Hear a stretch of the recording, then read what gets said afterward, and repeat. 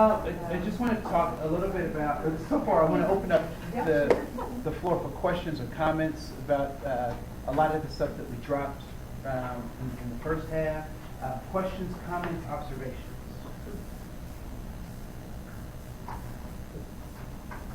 Yes, just curious a little bit about the woman asking about people of color moving into her neighborhood, and so how do you answer?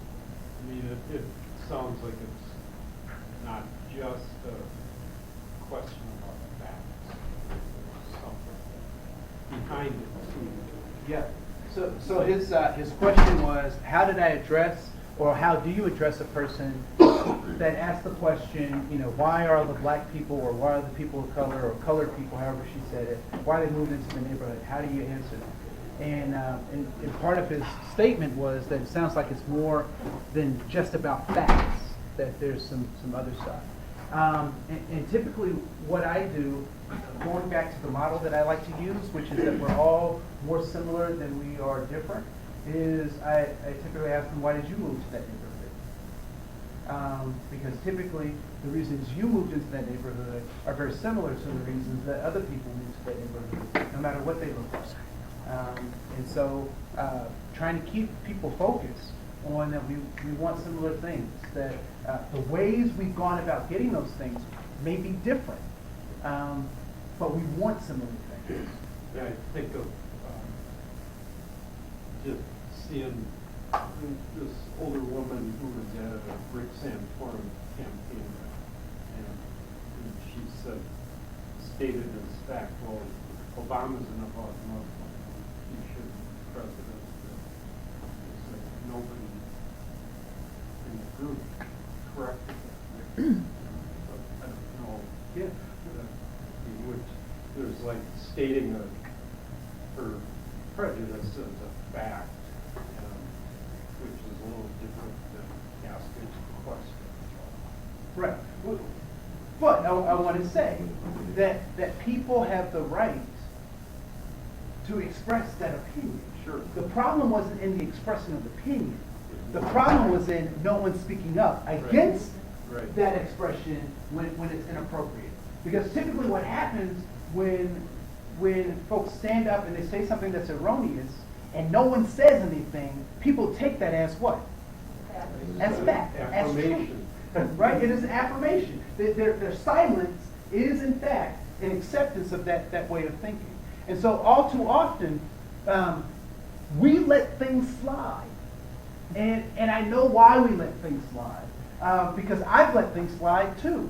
I've been in situations in grocery stores or public places, and I hear something and I go, oh. But I don't say anything. And I mostly don't say anything because I hadn't practiced. I hadn't thought about what would happen if this thing occurs. And so I'm not prepared for it. So I'm like deer in the headlight, you know.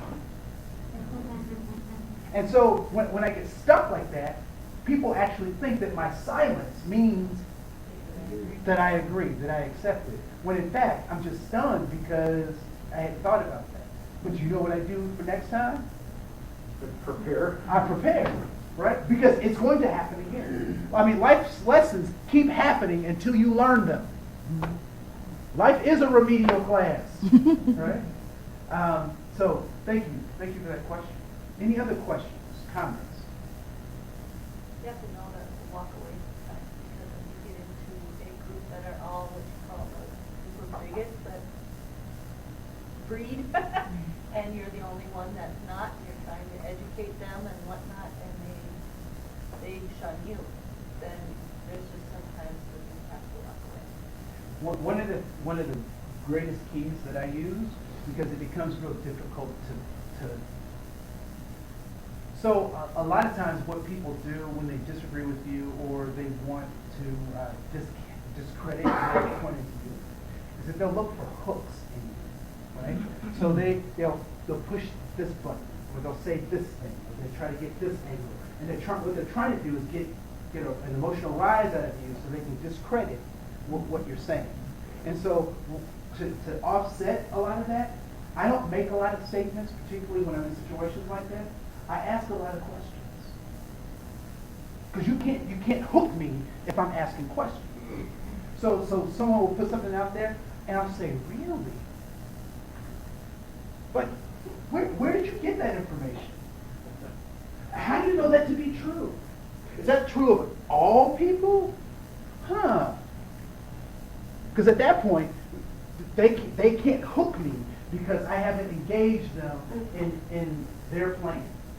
And so I would encourage you, stick around as long as it's safe, right?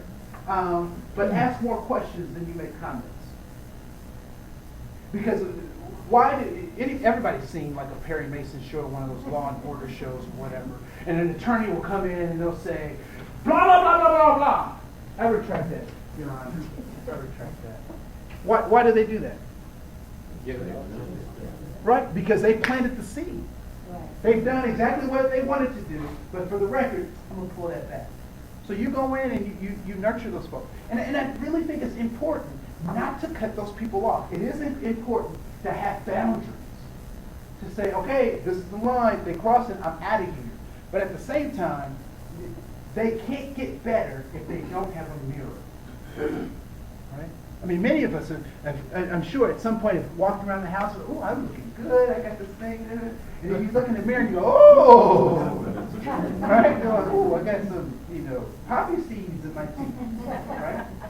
But the only way you would have known that is if you had a reflection. The only way these folks can get better is if we are their reflection. And I'm going to tell you, I will change greater with individuals who I know have my interests, who are related to me in some kind of way, in a cause, in a purpose. If we're close together, then I'm more likely to listen to them than I would a stranger.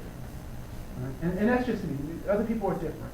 But I would encourage folks to keep folks closer to you than you do further away. Have limits for them. Let them be, let them talk about you, but let them respect you. I hated when my students would say, "Oh, you're the fun teacher." I'm like, no, I'm not the fun teacher. I'm the teacher that engages you. I'm the teacher that has standards for you, but I'm not the fun teacher, because I understood the fun teacher to be the what? No work. Yeah, no work. The play teacher, the teacher, you can gossip with and think you're going to get a good grade. I didn't want to be that teacher, but I did want to be the one that they respect. Right? And so, if you don't like me, that's fine, but you will respect me. And I would offer that to you as well as a tutor. Other questions, comments? Right. Is this stuff practical, or is it way too heady? Did I give you way too heady stuff? It's a good mix? Okay. All right, cool. Well, just want to talk a little bit about this concept, and then we'll move into our cultural stuff. Typically, there is a balance between self-interest, which means I care for myself, and social interest, meaning that the importance of the group is what's important. Society at large is important. You need to have a good balance of these things to be a healthy person. All right? Those people who, I'll sacrifice myself for the group. Right? Martyrs, they're crazy. You cannot trust a martyr. Right? So a person that always works and always sacrifices for the team, blah, blah, blah. Because what they're doing is they're trying to hook you so that you start feeling guilty so they can get away with some behaviors on the side. Because they have I believe that martyrs have a side agenda to hook you into their stuff so they can get these extra favors. But that's, I'm suspicious. And then self-interest people, these are kind of our bigoted people, our prejudiced people who really are narcissistic, and they focus on themselves so much that they can't necessarily see the outside world. Because a lot of these self-interest folks have been in some way disenfranchised by the social interests, and so they get really narcissistic and intense about what they think about themselves. All right. So social interest and self-interest. I'm going to talk a little bit about our mind because we typically do not see what we think we see. All right? We typically don't see what we think we see. Our conscious mind, its job is to take in information. Using what? There's 5 of them. Our 5 senses, right? So our 5 senses take in information. It goes into our conscious mind. But before it goes it goes to our conscious mind. Then it goes through our social lenses. And our social lenses are all of those categories that we find ourselves in. For example, please raise your hand if you are a male. Raise your hand if you are a female. All right? Raise your hand if you're over the age of 18. All right? Social categories. Right? So those social lenses determine what it is that we get into our conscious mind. And so those social lenses could be our perceived race. It could be our cultural group, our religious orientation. It could be our age. It could be our gender. And those social lenses allows us to write this stuff into our subconscious. So our conscious mind takes in information, it writes it into our subconscious after going through our social lenses. And because I'm a man, I see the world in a very specific kind of way. I don't see a problem of washing my car at 3 o'clock in the morning. That's not a problem for me. However, I would imagine, all things considered, I mean safety and all that kind of stuff, but I would imagine that it probably might not enter the mind of a woman to go wash her car at 3 o'clock in the morning. For safety considerations, right? So the way we see the world is very determined on our social lenses. So all that stuff is written into our subconscious, and our creative subconscious simply acts on our conscious. All right? And so all the social lenses stuff, this subconscious stuff, creates this TMUS, or this schema, this totally made up stuff. So I don't see the world as it actually is. I see it as I interpret it. Right? So here's an example. Johnny, I say hi to Johnny. Johnny walks by. He doesn't say anything. What do I say about Johnny? He's got an attitude. What else?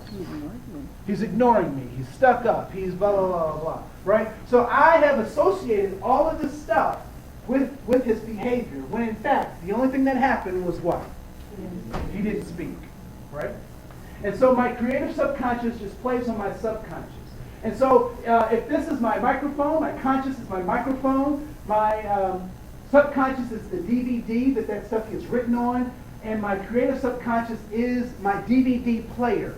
If I want to change the movie of my life, where do I have to start in this diagram? So this is the microphone, this is the DVD, and this is the DVD player. If I have The Matrix in my DVD player at home, and I want to watch Pooh's Big Adventure, what do I have to do to change the movie? Take The Matrix out and put Pooh's Big Adventure in. Right? The same thing happens with us. If we want to change our mindset, how we live, how we move, how we operate in life, we don't have to necessarily focus on our behaviors. And all too many times people focus on changing their behaviors. Smokers will say, I will stop smoking. So they stop the behavior, but they still have that what? That craving, right? I'll stop biting my nails. I'll put Band-Aids on them, blah, blah, blah, blah, blah, blah. That stuff only works for so long because your subconscious is saying, man, we need that. We need that nail biting, right? It's helping us to get our goal. So how do you change that subconscious? First, you establish good attitudes, habits, beliefs, and expectations. All right? So won't get a chance to talk any more detail than that, but that's a great way to start changing your subconscious. So what that means is, if I think if I consider myself a diversity advocate or ally, then I have to start doing what?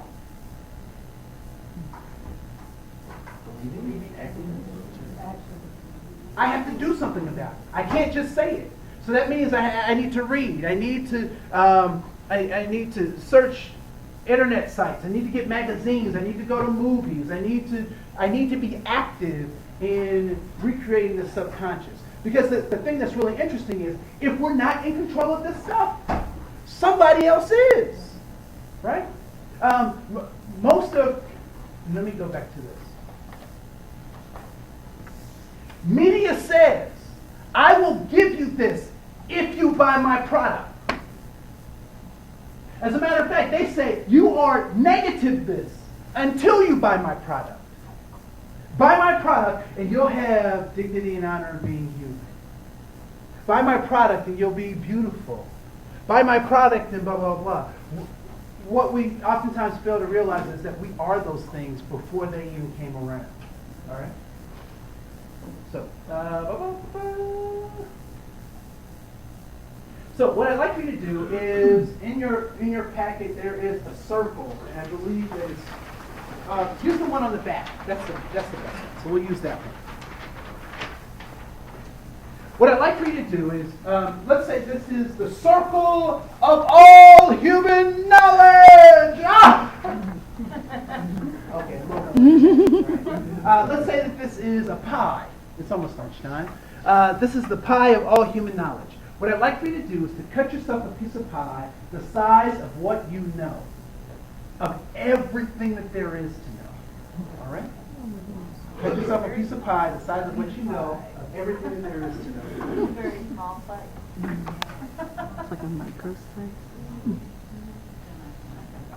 How about that? What was that?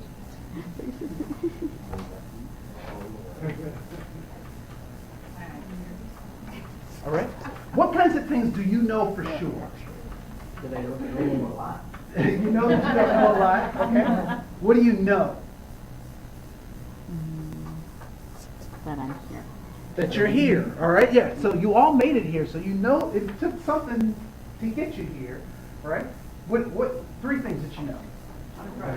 How to drive a car. What else? Read. How to read. One more. How to write. How to write. Right? So those are three things that people know. Now what I'd like for you to do is I want you to draw. Now we're going to cut this pie to three pieces. So the second piece is very important to the third piece. So what I'd like for you to do is to cut yourself a piece of pie the size of what you know you do not know. What are you aware of that you do not know? For example, I know that I do not know Mandarin Chinese. I know that. I also know that you do not want me to be your pilot. So those are things that I know that I do not know. So cut yourself a piece of pie the size of what you know you do not know. And don't forget, there's a third piece.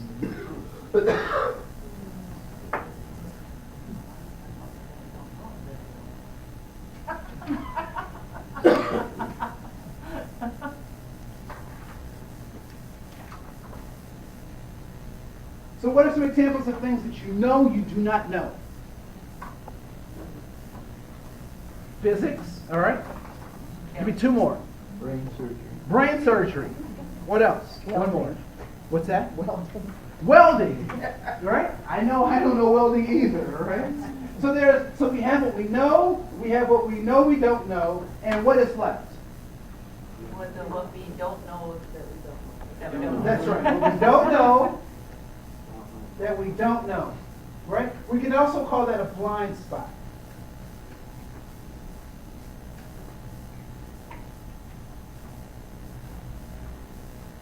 Now, what's the problem? Okay, so if you invited someone over to your house and they brought you a pie where the majority of the pie has already been eaten, what would you think about that person? Not inviting them back, are you? Right? So I have what I know, I have what I know I don't know, and I have these blind spots. How many people have ever ridden in a car or drive a car? Okay. Does that car have blind spots? All right. And typically, where are the blind spots? They're fine. On the sides? Where else? Okay, right on the corners, on the thing. Right? Where else? Anywhere where I'm not texting. He's the one. He's the one. Right? And if you drive a Hummer, the whole thing is a blind spot. Right? Are those blind spots your fault? No, there's somebody else's fault. There's somebody, actually, there's somebody. They made the car that way. They made the colors car that that way. way, right? Have you ever rented a car, right?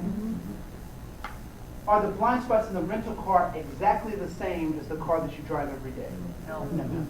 But when you signed that contract, what did you say about those blind spots in that rental car? That you will be responsible for them. Although they are not your fault, and you are absolutely correct. But they do become your responsibility. Now, the funny thing about these blind spots is there's two ways to find out about a blind spot. What's the first way? To not see and then pull out and hit something. To have the crash, right? To have an accident. You can discover a blind spot pretty quickly, right? What's the other way that avoids a crash? You check for it. You have to look for a blind spot. Now, this is really interesting.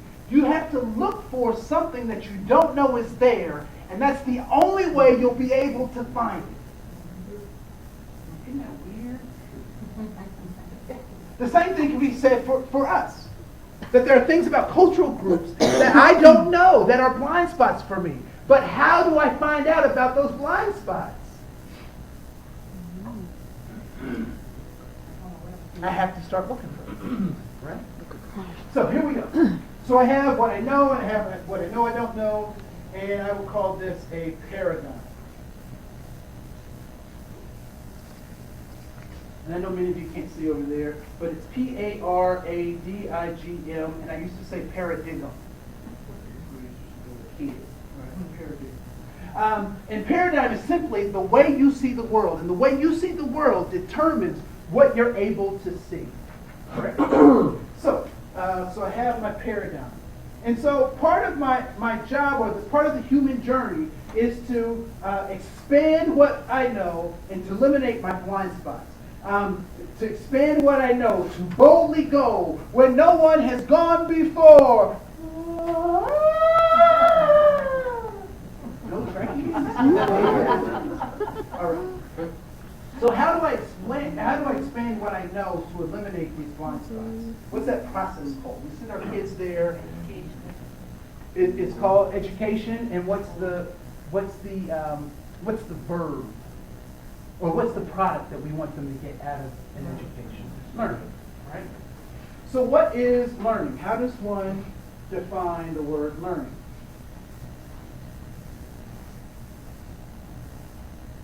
What is learning? Open to new ideas. Being open to new ideas, okay? Learning. What is learning? Acquiring knowledge. Acquiring knowledge, all right? Cool. So before they let me into a classroom, they had to make sure that I was certified, not just certifiable. So I took some classes over at St. Thomas, and they had us come up with our philosophy of education. And one of the things that we did in that philosophy of education class was talk about how learning happens. And so they had me read all these books and, these philosophers and all this kind of stuff, and it just wasn't chiming for me. And then it hit me. So it's Monday night. My sister's cooking dinner for her family. My 4-year-old niece at the time goes into the kitchen to help, puts her hand on the stove. What happens to my niece's hand? It burns. She cries. She has an allergy. Tuesday night. My sister's cooking dinner for her family. My 4-year-old niece goes into the kitchen to help and puts her hand on the stove. Did my niece learn? No. It would be safe to say that she didn't learn. But how do I know that she didn't learn the lessons that we wanted her to learn? Because she did the same thing. All too often when we talk about learning, we talk about it in very esoteric terms. We talk about it in very lofty terms. That is expanding our minds and it's all of this kind of stuff. But learning is also evidenced by a change in behavior. I would anticipate that a person who goes to medical school after that learning process would act like a doctor.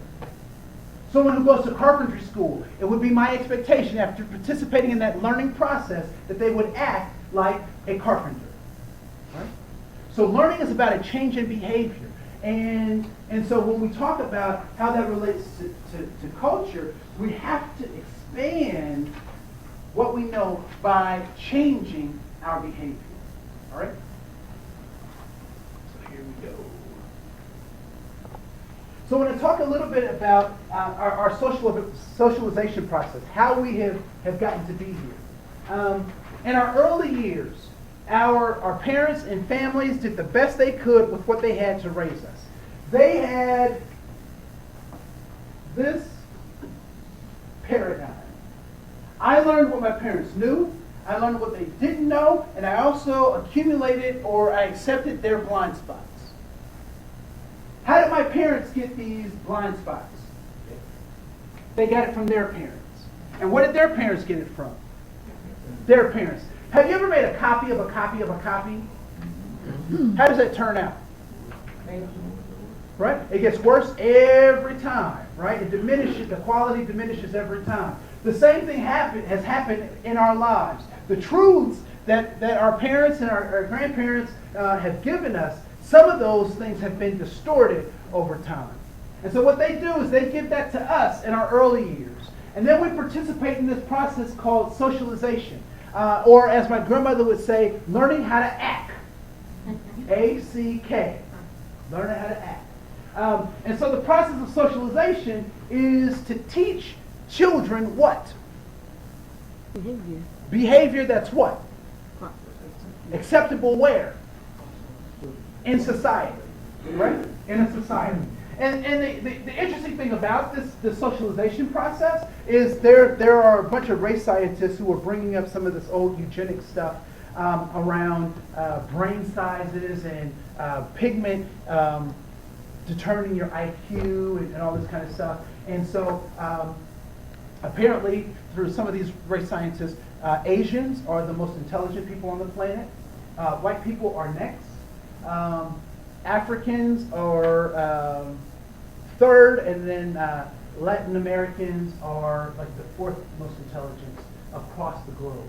Now, one of the things I find interesting when we talk about the socialization process is that one of the questions that they don't answer is intelligence for what? Right? So people say, well, I have a so-and-so IQ. IQ for what? Because if you take me for an example, right? I'm relatively intelligent, but you put me on a farm and I'm dumb. But I know what a cow is, but I don't know what to do in that context. You take someone from Upper Side Manhattan and you put them in the middle of the Sudan desert. What good is their intelligence going to do them in that context, right? And so a lot of times people want to use those arguments, but the context of the society is extremely important to talk about. So in our early years, we get biased information, missing information, we get those blind spots. We learn how to operate in the society that we're living in, and then the cycle gets reinforced by the institutions that are part of that society. And so what are some of the institutions that reinforce our socialization process? Family. Our family. What else? Our school systems. Right? What else? Church. Our churches or religious organizations. And what else? Community. Starts with gov and ends in mint. Government. Our government. Right? So those are institutions that reinforce that stuff. And then we internalize that. And so whatever we've been taught has been successful when we internalize it, all right? When we believe it to be true.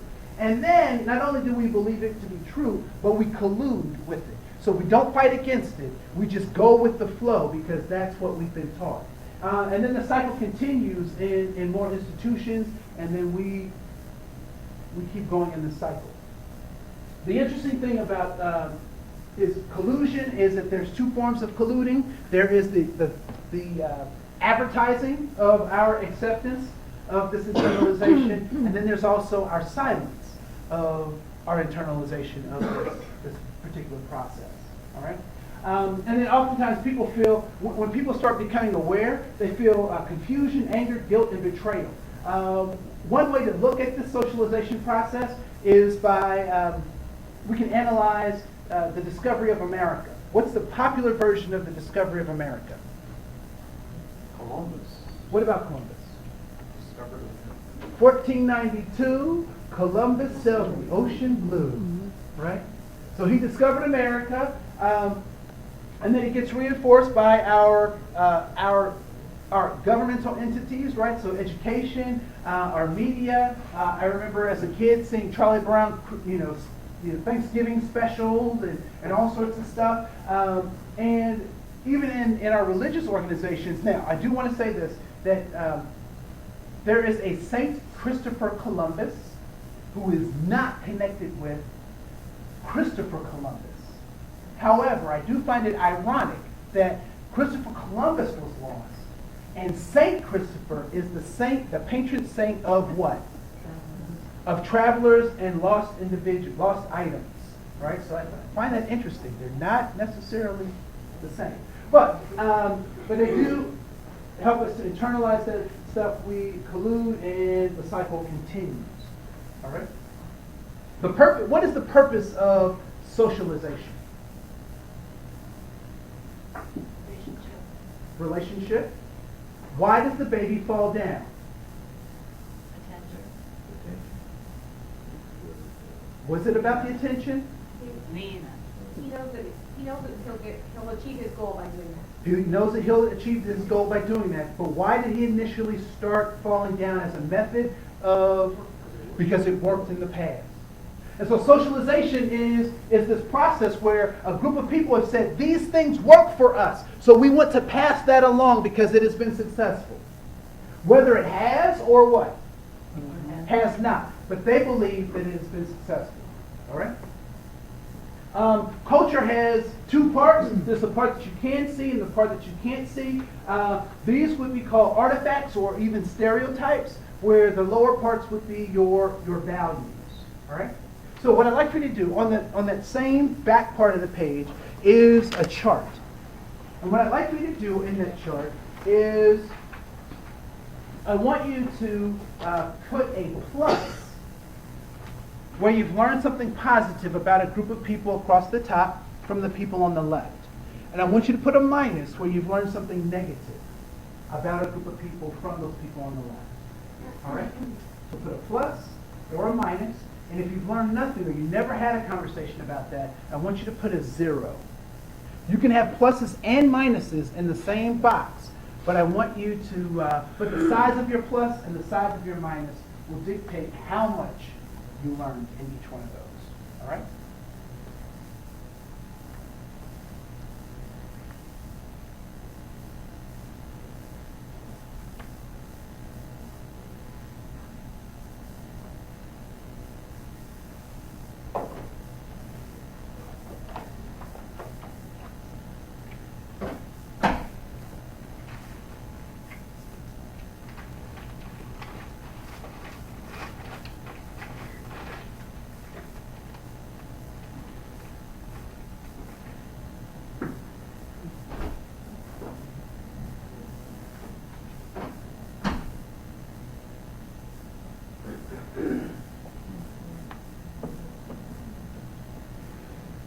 Again, you can have pluses and minuses in the same box, but the size of your plus, the size of your minus will dictate how much you learn.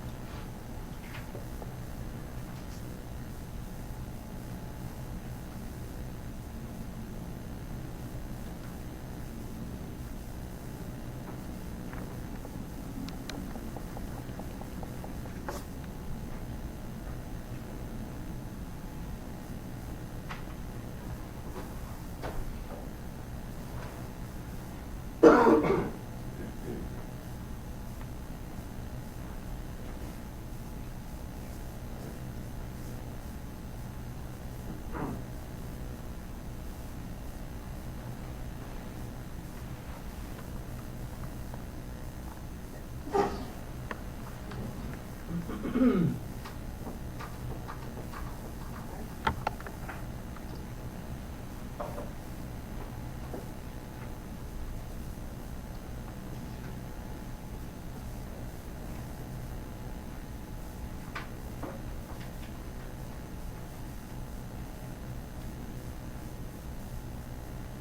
right, I'd like for you to stop right where you are. The rest will be your homework.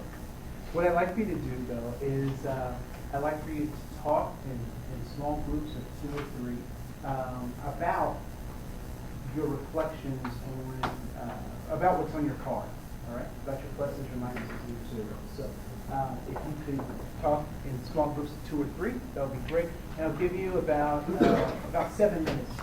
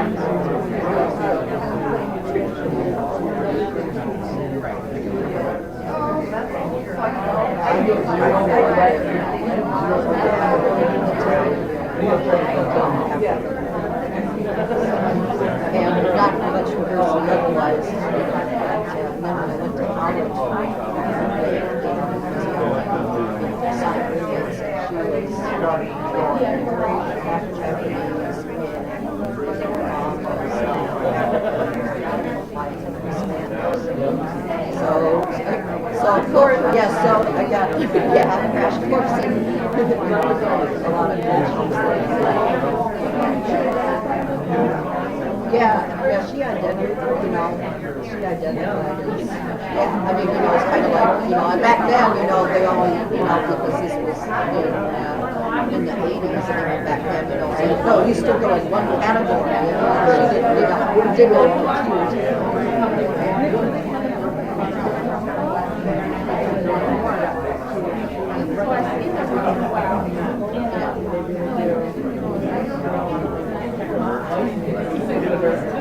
Five, four, three.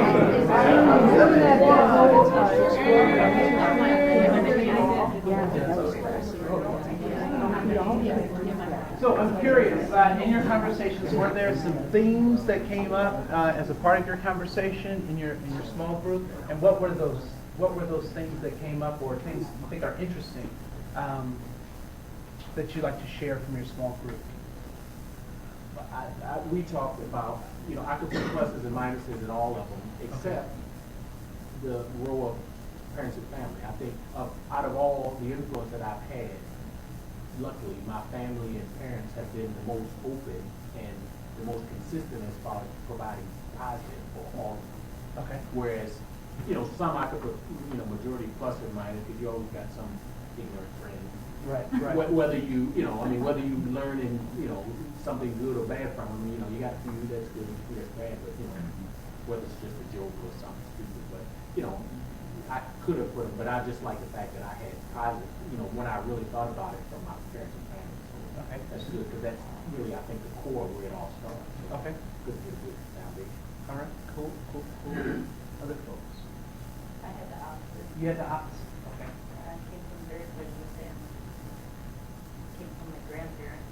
Parents weren't as much, but we still had it. One thing we never talked about was disabled people. So you never talked to the disabled people? Right, but they did have strong opinions and voices about race. Okay. They had strong opinions and voices about races. All right. Other folks?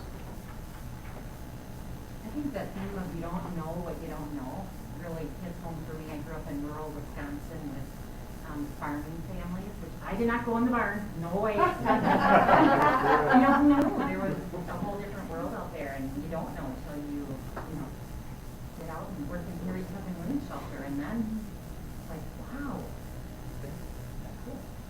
Other folks? You don't know what you don't know. Yes. The biggest learning for me was being taught in Honduras in a small community of peace corps volunteers. Oh. I learned a lot about what I believed, and it's very distinct and very clear from the experience between Yeah.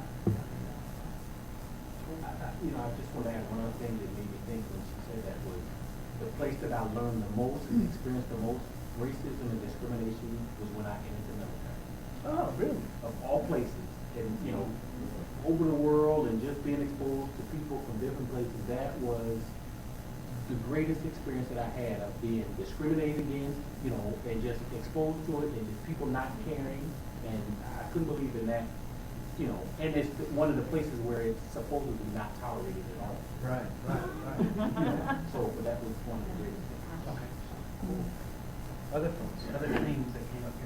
I just thought it would be interesting, because I was looking at the media, if you'd added a category for Middle Eastern on there, where they fall. Yeah. Obviously, I could have added, there are a bunch of categories I could have added. And it would have been interesting to see where they shook out as well. But I only have so much space. So. And it's a metaphor, right? I mean, hopefully, this isn't just a checklist for you, but this is to spark you to think about other things. Go ahead. The other thing is we talked about your personal experience and how that really, at the end of the day, is what categorizes your feelings and your attitudes about where you're from. Yeah. I mean, is it our fault that our parents had the views that they had, or they taught us what they knew, even with these huge blind spots? It's not our fault. But like you just said, at the end of the day, it's our personal experience that we carry on that that we get to create. Yes, ma'am. Just going off of that, one of the things that's fascinating is we say it's our personal experience, and then we act like we have no ability to impact our personal experience. Like our experiences just happen upon us. And one of the things I think you mentioned it is that if we're going to kind of change that tape in the back of our heads, that it's an action to take it out and then to try and put new things in, to go out, to the Cinco de Mayo festival and just experience, just walk around and experience. Not because I have to do it for my job, or not because, I have to do it for, my IDP goal or whatever have you, but just to experience. If I say that this is the type of person I'm kind of wanting to be, that I want to be open, that we forget sometimes that these things just don't happen to us. We go out and we can find things that can help us rewrite our tape.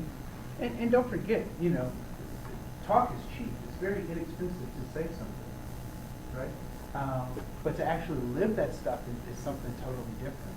And so I can remember lots of times being confused by my parents by different things.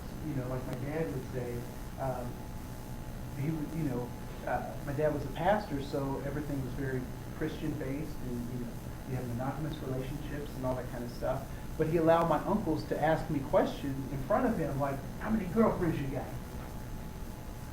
Well, that silence was like, that's like confusing, so we have to stand and live out some of this stuff. Our experiences don't happen to us. They can. Mm-hmm. I don't particularly like it when things happen to me, but we have to seek that stuff out for our own growth and development.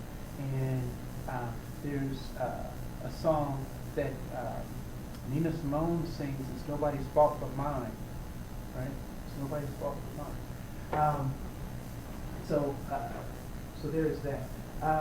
Now, we talked about what was on the card. I wanted to take a step back and talk about were there any emotions that were stirred as you were going through that card? Were there any thoughts around how it felt to fill out that card at those places and licenses? Yes, sir. I think the negative on mine was TV, how African Americans are portrayed on TV and media. Okay. I always feel, what's the word I'm looking for? I always hate when I see one of my people doing something stupid. Sometimes I feel like my race is, we need to chill out and act like we got some sense. So when I see African American doing a crime, I feel kind of bad. I know I shouldn't feel that way, but I do. All right. Please raise your hand if hold on, let me just tag on to that. Please raise your hand if you see your race, your gender represented on TV in ways that you find empowering and exciting. Please raise your hand if you see your, okay. All right, cool. So most of us don't see ourselves on TV in ways that we appreciate. So just think about that. Yes, ma'am. I was going to say that was my largest negative, was for media. And understanding what Steve said is that one of the things that I think happens to us as African Americans is that we notice how we're portrayed in the media. It doesn't have to be so much television and movies, but for me, it's the news. And it's not the responsibility of feeling that I don't want them to do stupid things or that I'm responsible, but it's also how the rest of the world or the rest of the viewing audience will categorize us, because being a minority, it seems as though there's a tendency when something is portrayed negatively, it's attributed to being, those people. So it's not about that person. And and often when someone is watching those ID shows, if someone is murdered and it's an African American person, then it becomes those people. But when the person that is murdered is white and it's done by a white person, of course there's no blame of race, it's an individual. And to have the media portray African Americans so negatively so often, it becomes a people issue instead of a person issue. Other thoughts? Yes, ma'am. Well, as we were talking, I was explaining that I grew up going to school in the 50s, then through the 60s, and mainly. So for me, it was things from my perspective in my community, in high school and stuff, began to change the more the media began educating me about the civil rights, and everything around that, speeches, the actual footage of the hoses, of the ketchup bottles on black people's heads, and that was never brought out before. So I've got a love-hate relationship with the media, both for inaccurate information, but then also putting that out there, because that again was the first time that people really in the northern climates actually saw what was going down in the struggling states at that time. Of course it was here too, but to see that on the screen, you can't deny that's happening. So there was a whole, for me, there was that began then my questioning, well, what do I not know? And the challenging in that and all pieces. So, yeah, I don't know that we've come very far outside of that. You still can, if you look, find accurate information out there. It's not happening.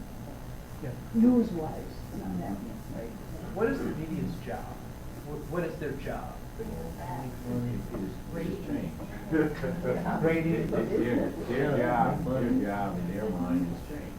Okay. From my point of view, in the old days, especially the news, they were to bring you what's going on, not create it. Now they feel like they have the right to create it. Okay, so they write and create news, they make money, they bring facts. They're supposed to They're be supposed to that, bring that's facts. when they're supposed to be. Analysis. And analysis, right? When they don't, what do we do?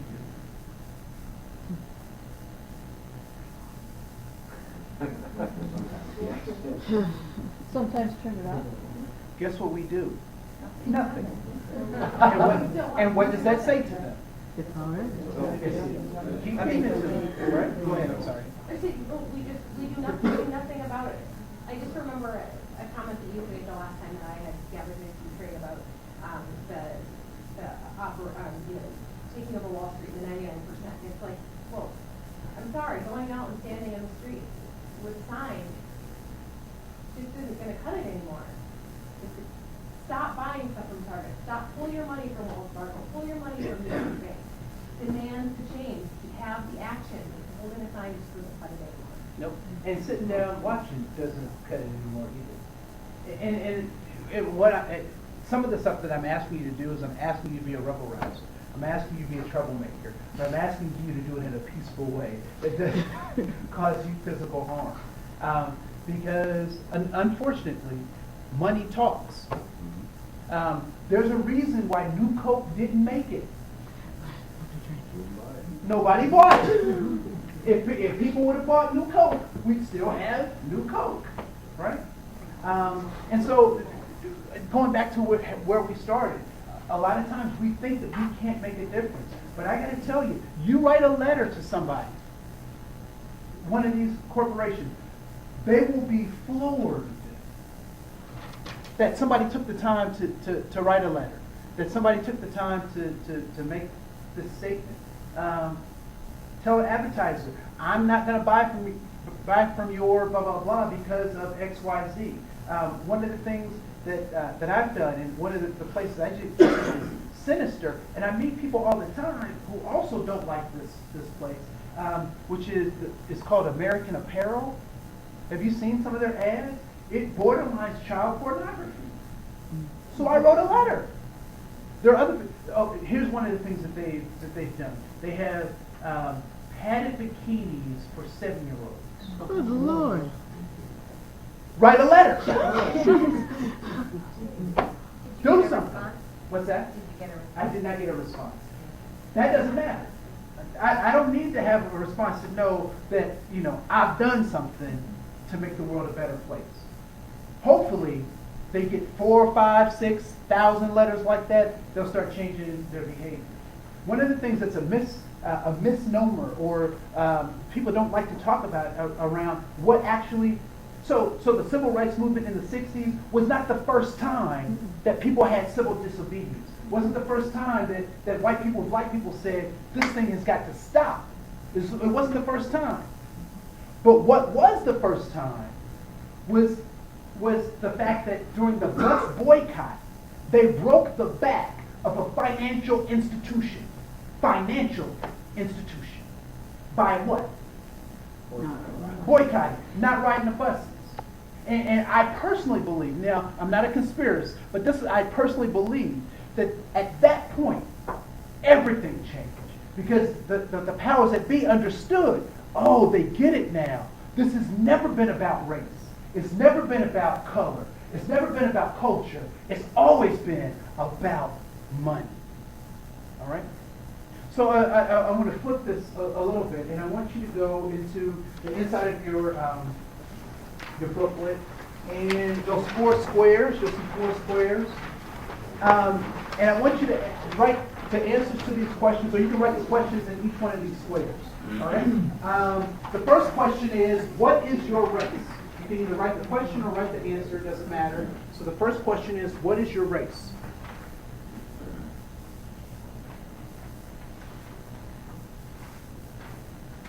The second question is, yep, the first one is, what is your race? The second question is, what do you like about being your race?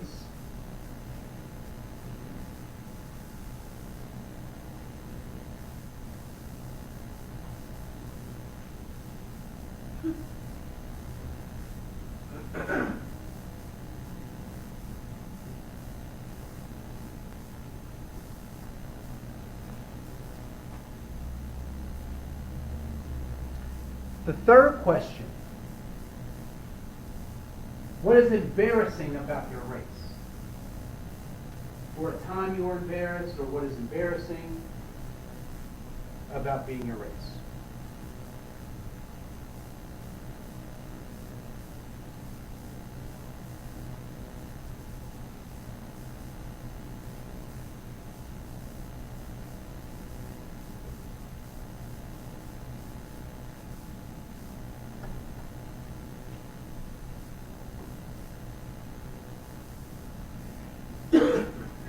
Fourth question, name a time or a thing that makes you proud about your race. So what makes you proud about your race?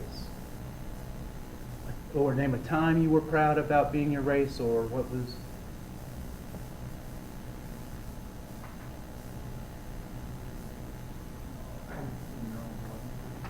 In your life, yeah. Yeah. Something that's made you proud about being your race, or... No, it doesn't have to be in your lifetime. I mean, just in general. Yeah.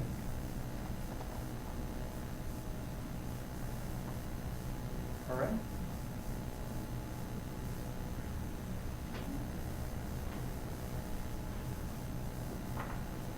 I see folks still writing, so I'll give them a couple of minutes.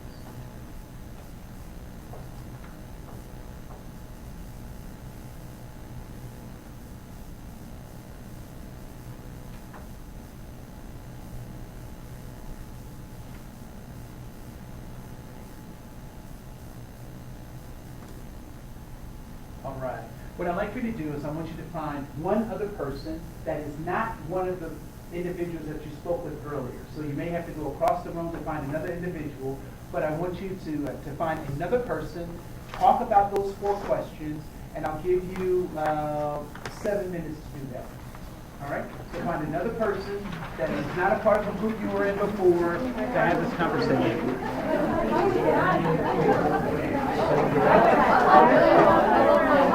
I didn't get the chance to talk to you before. Okay. All right. All right. I went a total different route about this. Because when he said, "What is your race?" my answer was human. Oh, okay.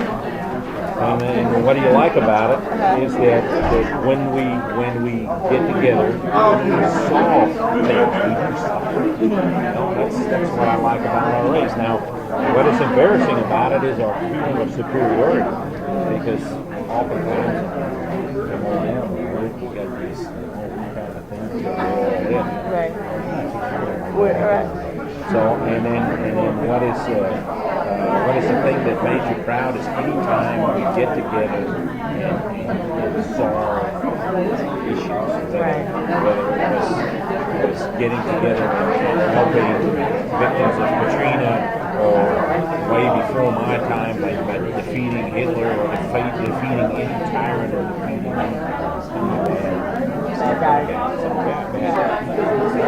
Well, I put black, African American, right there. And then for 2, what do you like about your race? I really love traditions and history, and exploring them, because I think there's so much that was lost that we have to get to explore it. What you find embarrassing? Infighting. Just fighting. People from the West Indies don't like African Americans. You know, all black people we like. You know, I went down to Jamaica, and there was this girl, and she was very, very light on one side and very, very dark on the other. You know, and I was like, oh, what's on her face? What's going on? And her mother is bleaching her skin. She's using toxic chemicals to bleach her daughter lighter, so that her daughter will have a better shot. And it's because, you know, and so there's all these parameters that we put as a people group on whether or not, you know, and so the infighting kind of gets to the lack of acceptance of all people within this group. And then something that I'm proud of, and I feel like I try to do this for like people that I mentor. I'm really proud of the day-to-day people who wake up, get out there, and handle their business, and seek to better themselves, seek to better others, who are people in my racial group distinction. And the reason being because I told a friend of mine one time, we were walking down the street, and I told him, I said, look around you. I said, you see examples of yourself everywhere. He's a white male. I said, you see examples of people in suits, you see examples of people who are carpenters, you see examples of people who are but they're all fine. And one of the things that they were saying about television is, I used to get, oh, you're going to grow up to be the next Oprah. Well, I don't want to be the next Oprah. I want to be the first Terza. And the reason for that is because, as wonderful as Oprah is, I feel like a lot of times she's still an exception. Colin Powell, exception. Condoleezza Rice, exception. It's like, they're never the rule. And so I feel like to show our young people. Which actually, I mean, when he started out today, he hit on it, you know, because in a way, my kind of is like, you know, will that happen again? Will there be another Moses? And my really thought is, in a way, was there another Moses? From my point of view, Dr. Martin Luther King was another Moses, was another Colin Powell, was another person that people will follow to the end of the world and even go beyond him at the point, because, but in a way, will there be another one? No. Because there'll be a new, different, yeah. And will there be another one? No. Yeah. And so, I'm sorry, guys, excuse me. Where I just see a lot of times where people, like, for a long time, at least when I was growing up, and hopefully it's changing, but I don't know how much. All those TV personalities, those people that people saw was like, oh, they're wonderful, they're different than the rest, they're nice, and they're wonderful. And so you latch on and you can love that person, but they're different. And what I love is those people that go out and, you know, I remember going to the National Federation of Black Law Students was in the Twin Cities, and I'd never seen so many black people downtown in my entire life. It was like, and I understand why so many African Americans like go to Atlanta, you know, because they want to see daily representation of themselves in successful roles. They want their children to see daily representation, not just whatever person happens to make it on the TV, but in their daily life, as they go in and as they come out. Now that creates sometimes its own kind of hierarchical, you know, I'm better than, you know, whatever. Right. But at the same time, I see why they strive for it. You know, and I think that just needs to be everywhere. So I really, really do. I'm proud of that. I'm proud when people just do it. They just do their life and they invite others to participate in it. You see that, you know, you might never be Condoleezza Rice, but you can be a fantastic dentist or a fantastic dental assistant and teach your kids values and walk your talk. You know, yeah. So. Yep. So that's what I like that. Yeah, it's good. I like your take on it, because it's true. I just had a total, you know, I don't know, I just had a different Yeah, but it's a really good perspective because it's true when we cut each other down, it is. But because and one of the reasons why it bothers me is we have so much potential when we do run together, and it's like crisis forces that. But it's like the thing we were talking about with Leone. It's like can you recreate not the crisis, but what pushes people at that point? And I think we're, from my point of view, we're at that point that it's kind of, we can either go on to hate each other and create a huge divide, or we can embrace this and make it all to get better. And I don't know. Time will tell. Yeah, it really will. Yeah. Stop vilifying each other. That's the first thing we need to do. Right. We're very good at that. Exactly. They're bad because of that classy. And I think what you said about, I think on all these social media and things like that, because we're talking about media, what people do when they're ostracized, now there's so many ways for these groups to connect and only hear mine and only hear what other people's opinions that they're talking is true and accept that it is true. A bit emotional.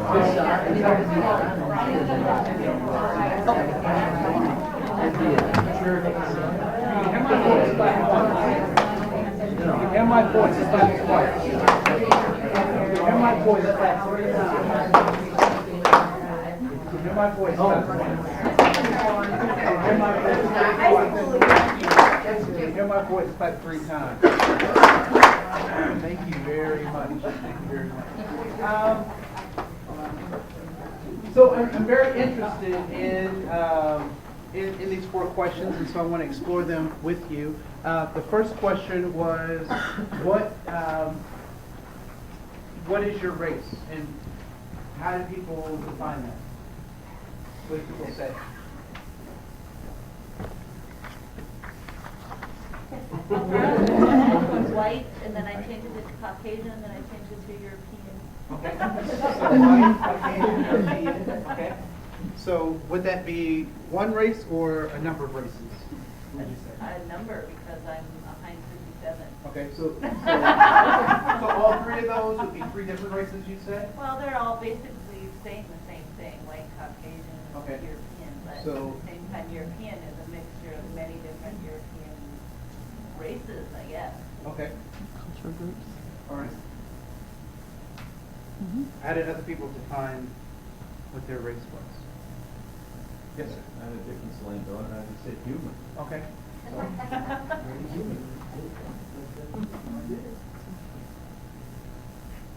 Other folks, what did other folks put? Yes, ma'am. I put African American, but I'm half white, so I always want, whenever I get asked this question, Uh-huh. I just want to mark white and see what people do. I always want to. Why don't you? Because it's a part of being well, but then doesn't get acknowledged. I've done that. I don't know. I've done it with when my daughter was born and we took her to her first doctor's visit. She's biracial, and we filled out one of the forms, and I put white on the first form, and I handed. I think maybe I checked both. I think I checked both, and I handed it to the receptionist, and she looked it over, and she crossed out the white. And you know, then when we got called back to the nurse, who happened to be black, when we got back, I mean, she was white. I can't remember which was, but when we got back to the nurse, she switched it because my wife was there, so she's crossed out black and put white there. And I stopped again, and I crossed them out, and I put she bold because she shouldn't be denied either one. Just because you say she's got to be one, I say she's more than one. Correct? I'm gonna use that too. Other folks, what did other folks put? Well, me and Joe couldn't determine what we were, so we had a couple times, you know. No, with the Joe, though. I said, Joe, what are you? He said, is it obvious? I said the same thing, so that's what. Okay, so how did you guys define that, Joe? Black. Okay. So would black be different than African American? No, just No? Good well, one day. it could be. I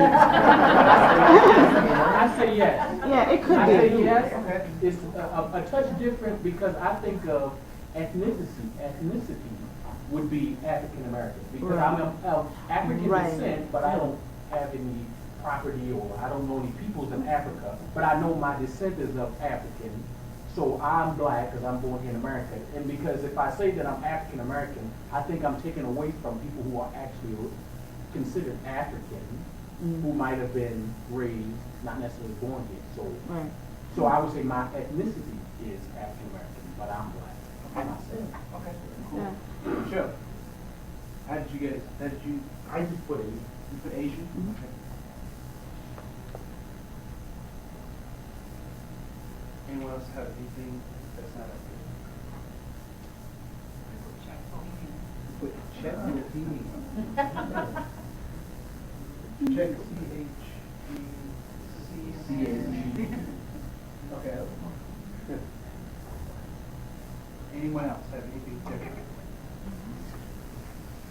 So, how many races are there? I mean, how many races of people are there?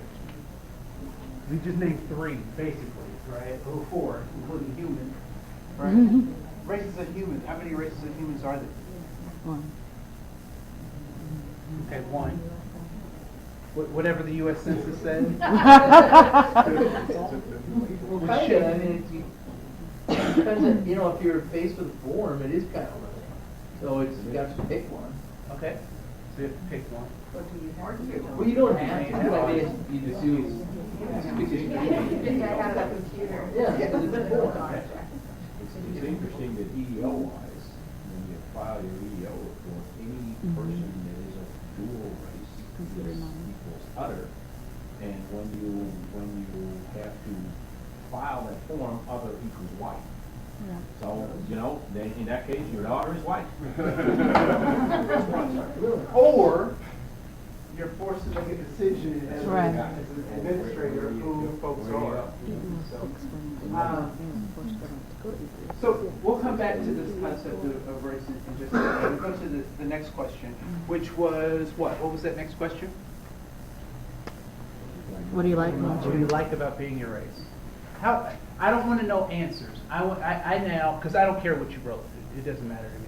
What does matter is I want to think about some of the metacognition that went into whatever you wrote, right? So I want to ask you, what did you think about that question? Not your answer to the question, but what did you think about that question when asked? What came up for you? Yes, ma'am. I don't know where to start with this, but I dated a black guy for a long time who said that when he looked in the mirror in the morning, he saw a black man, which was odd to me. I don't think about race in my experience. I think I got back to the garage, or my hair's not doing what's supposed to, or whatever. When I look in that mirror, I don't see a white woman. And so that's kind of what I thought about, is that question is hard for me, because it's not really something that It's not really something you think about. Okay. Yes, ma'am. It was strange because you said not your answer, but when I thought about the question, that was, I got my answer. So I can't separate those. Okay. Well, my answer was how I was raised. What do I like about being my race is the way that I was raised being a black woman. But those two things aren't. So asking the question about what you thought about it is not separated from your answer, where it's not something that's easily something that you think about all that often. Other, yes. I thought about white privilege. You thought about white privilege, okay? What that means in context of. Okay. White privilege. Is anyone familiar with that concept? Okay.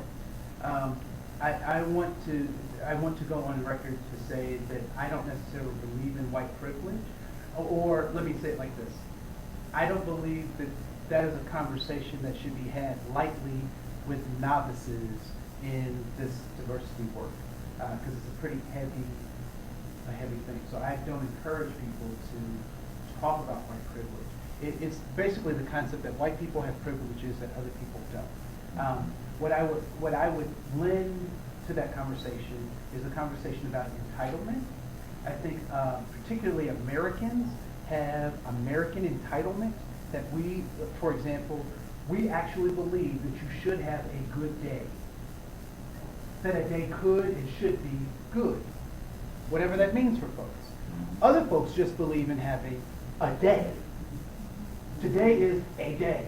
But Americans, we believe that this should be a good day, that I should be happy and blah, blah, blah, blah. So I think a lot of times, white privilege is just an expression of our American entitlement.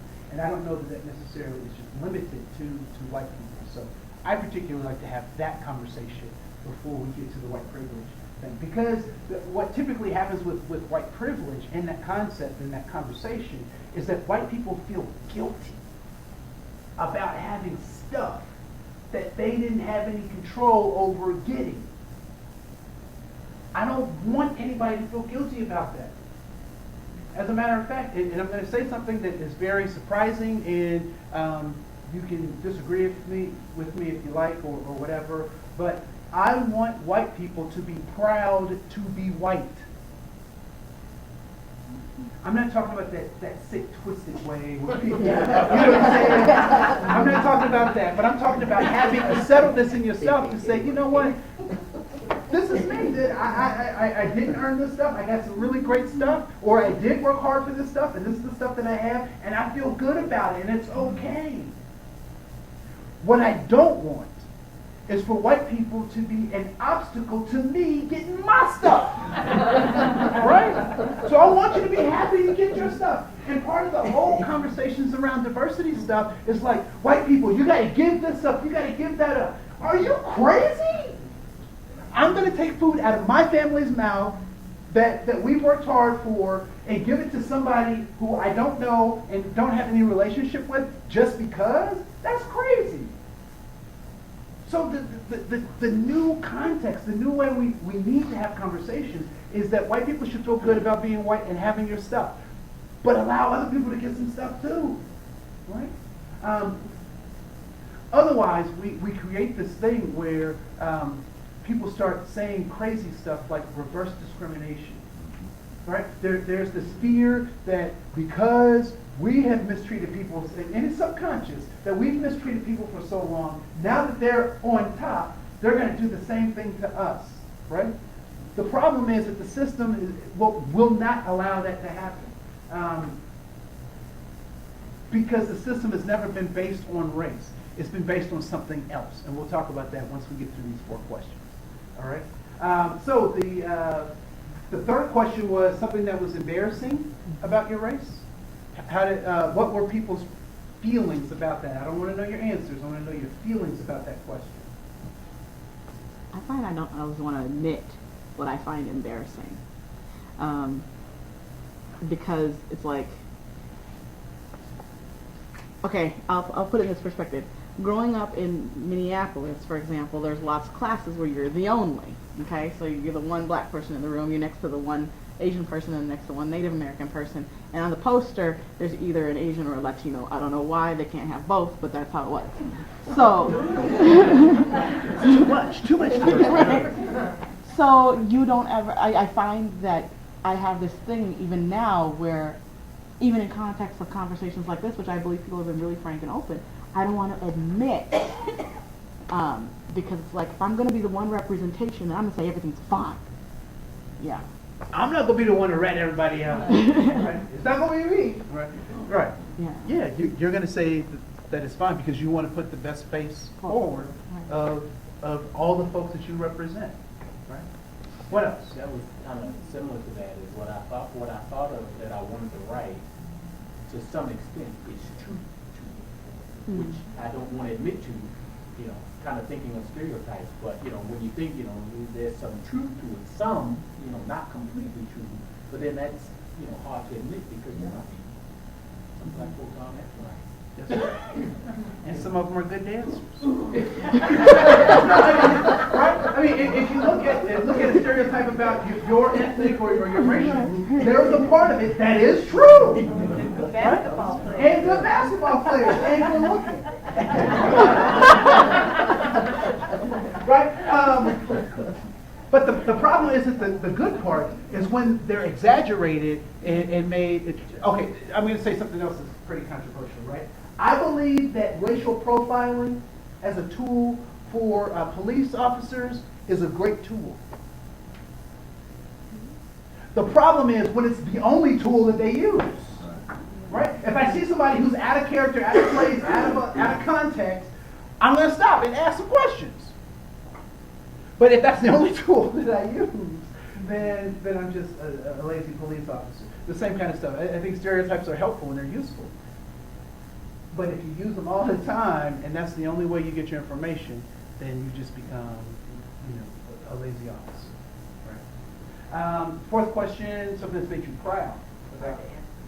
What's that? It was hard to answer for me because when something would happen, it was an America thing. It wasn't a victim thing. Okay. So it's hard to answer because you didn't see it as a racial thing? Right, I Okay. thought more as, like the first time we went on the moon, it was a country, Okay. not our race. Okay. So when the first time they landed on the moon, it was America, Right. right? Not just our race. All right, other folks.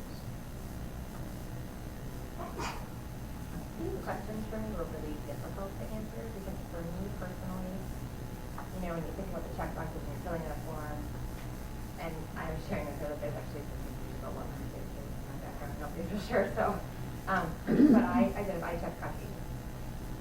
But it isn't like I grew up with a Caucasian culture in my home. My grandma was German, we ate girlfriends and tomatoes. But yet, there's some Italian side that we learn how to make pie. And so, I learned different cultural aspects of ethnicity, but not to be Caucasian.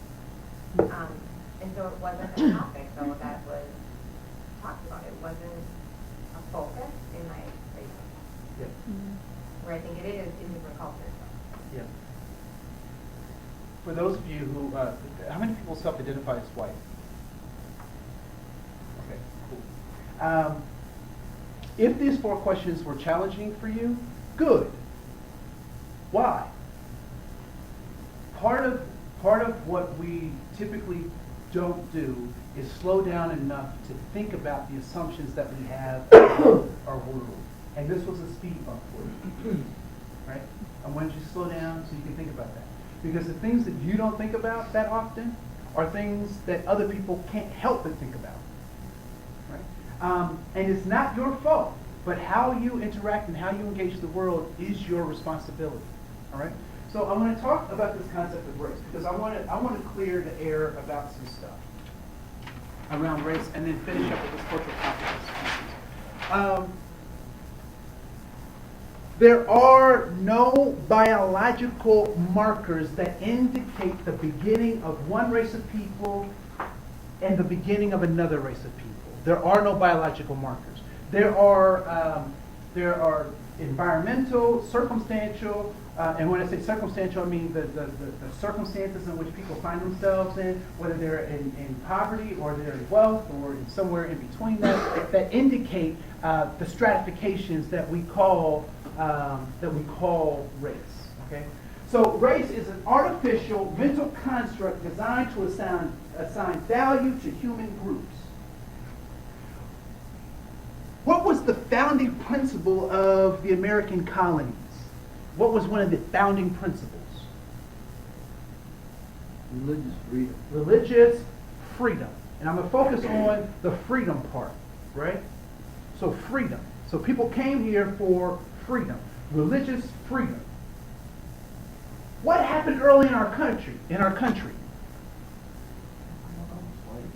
We own slaves. So how is it that we own slaves? Now, when I say we, I'm talking about I'm talking about the country that I live in, that I love, that I would die for. I wave the flag and all that kind of stuff. How do we explain the concept of freedom, which we left for, and the ownership of slaves? How do we explain that? You can't. I mean, you really can't. Yeah, you can. No, you can't. Yeah, you can. Well, here's what it is. I mean, I teach the Constitution, and we talk about this, but I would just say that the landowning white men thought they were equal and everybody else wasn't, because it didn't include women either. So it wasn't just race, though, because it was much more than race. You've taken away from my other workshops. This workshop is focused on this. So race explains that. It explains how we can have this dichotomy of freedom and blah, blah, blah, because some of these people aren't really people. They're close to being people for tax purposes, right? But they're not 100%. We're more people than they are, right? So not only does this concept of race apply, and I want to say that again, it's an artificial construct, which means people made it up, which also means what? They can unmake. People can unmake it, and they've done it over and over and over again. Particularly in the black community, because I can only speak from that perspective. We often tease about the one-drop rule, right? Which was, if you have one drop of black blood, you're black. No matter what you look like, you're black, right? And my grandmother was as dark as night. Is as dark as night. And I had my cousin Mario, just as white and bright as he wants to be. But one of the things that she would always say to all of us, you are all black, right? Because one of the things that his brightness, before we had a lot of interracial dating, as it is popular here in Minnesota, being bright and white was shameful, particularly in my black family, because that meant, that was a reminder of what? Somebody dipping in the Kool-Aid a long time ago, right? And so it was always about, everybody is black, everybody is blah, blah, blah. At the same time, what starts to happen when we internalize this stuff, we go through that cycle of socialization, we internalize this concept of race. I became the bad person in my family because I was the darkest. They called me Darky. Blackie. Right? And that was the I'm not that dark. Anyway, so it's an artificial mental construct. And so the definitions of race and who is a member of what different races has changed over time. I mean, there was a time when it was worse to be Irish than to be black. Because if you were black and you were a slave, you were worth something. So they would send the Irishmen to go do nasty, dirty work that usually ended in their death because they didn't cost us anything. Irishmen were worth nothing, where at least a black slave was worth whatever the trading value was at that time, if that makes sense, right? So the definition of race is artificial, it's made up, it's if you look at the census, they're adding groups all the time. They're taking away groups. They're flipping groups. They're slapping it, flipping it, rubbing it down, the whole thing, right? So race is not real. It does not exist. However, racism does exist, which is the structure that explains the rationing of jobs, services, resources, and money based on the racial construct, okay? So a lot of people want to spend a whole lot of time talking about racism, and I was taught that racism was power plus racial prejudice equals racism. That worked back then. Let me tell you, the game has changed now, right? Because the game now is all about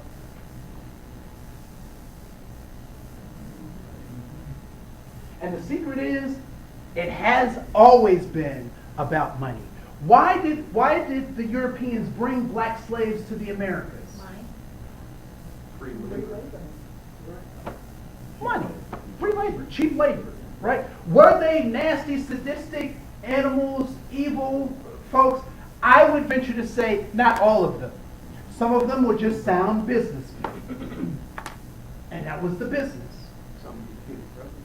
Some of them became president and dated. That's why there's no white Jefferson. But so if we want to take control of this system, if we want to manipulate this system, if we want to take control of what's happening in our country, what's happening in our world, then we need to take control of our money. Right? So that's my little crazy stuff. I just want to talk a little bit about this cultural competence continuum. On the low end is cultural destructiveness. That's where organizations and individuals say we want to destroy other cultures. There's cultural blindness, which is pretty dangerous because what that says is I don't recognize the filters or how you've used or how you get information. I don't value that. I don't see that. People are just people to me. And at the root, that's true. At the same time, if I don't see the nuances of our differences, then I'll miss a great deal about how we should be communicating. All right? And lastly, cultural proficiency is the holy grail of all diversity efforts. And I like to tell this story that when I was 17, I used to walk around the house and say, "Mom, I'm a man." And she'd say, "Boy, take out the trash or make up your bed." And I'd be like, "No, Mom, I'm a man." My mom's about 5'2", so one day she grabs my ear and she says, "Son, let me tell you something. If you were a man, you wouldn't have to tell me." Yeah. So I stopped saying I was a man, and I started what? Acting like a man. And so she didn't tell me to make up my bed. She didn't tell me to take out the trash. I did it on my own, right? And so when we talk about cultural proficiency, that's when we get to a point where we don't have to have open, dialogue about diversity or diversity topics, because it's a part of our culture. It's who we are. It's what we do. We live it. We breathe it. You cut us, and diversity spills out, right?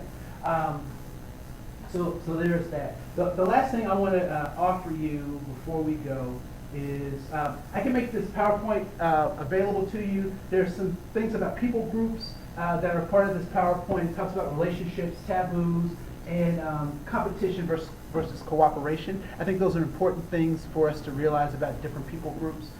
So this will be made available to you to study on your own. I only had so much time.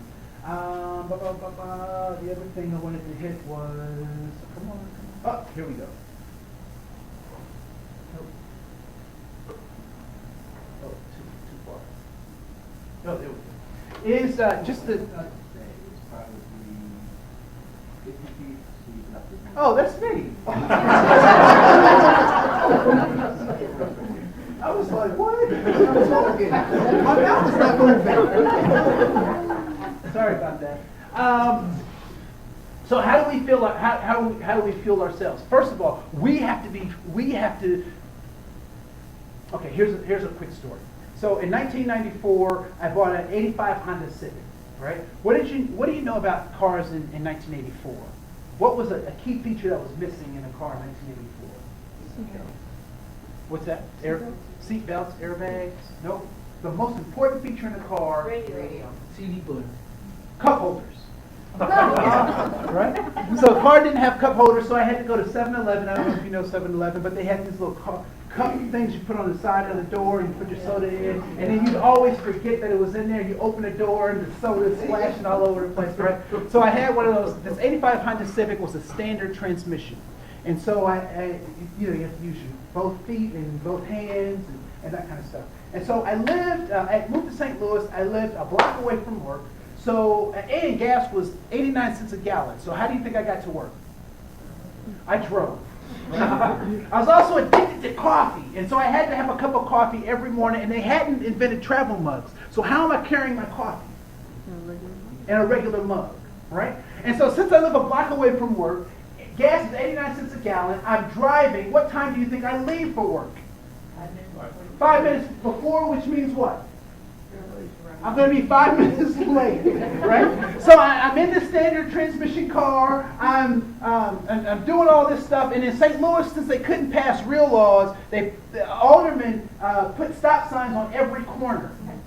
So every corner is a four-way stop, right? So I'm doing all of this stuff, and the parking space that I usually have is taken. So now I got to find another parking space. So I'm doing all this stuff, and what's happening to my coffee? It's spilling all over the place. And why is it spilling? Because I have no lid. What else? I'm starting and stopping and going. What else? I'm not very good with stick shift. I'm late. I'm in a hurry. I'm rushing. All of these things are reasons why my coffee is spilling. It kept happening until I made this realization. That the reason my coffee was spilling was because that's what's in the cup. Given those same circumstances, that same situation, if I had orange juice in the cup, what would have spilled? If I had water in the cup, what would have spilled? And so it became more important for me to recognize what was in the cup, because that's what's going to spill out. So how do we know what's in our cup? One of the things that needs to be in our cup, and I know this is going to be really goofy and weird for me to say, but we need to have love. But the problem with this love concept is that we've got it all wrong. There are three types of love. The first is eros, where we get the word erotic, self-pleasure. What's the problem with operating in the world, being a customer servant agent, being a member of this government organization, and you're operating to please yourself? What happens?